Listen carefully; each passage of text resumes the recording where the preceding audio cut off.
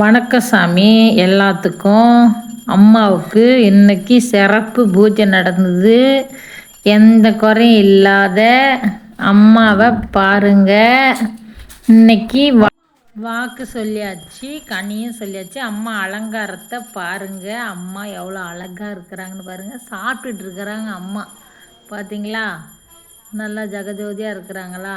மவனுடைய மயில், அதாவது மவன் முருகருடைய வாகனத்துடைய மயில் அம்மா நல்லா ஜெகஜோதியாக வச்சுருக்காங்க. கீழே பாருங்கள், வாக்கு சொன்னோம், கனி சொன்னோம், இப்படி தான் சொல்லுவோம்.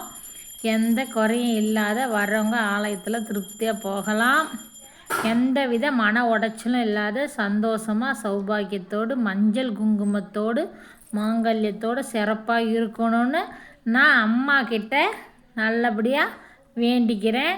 நீங்களும் நல்லபடியாக அம்மா கிட்ட வேண்டிக்கிங்க. அம்மா காட்டுற பாருங்கள்.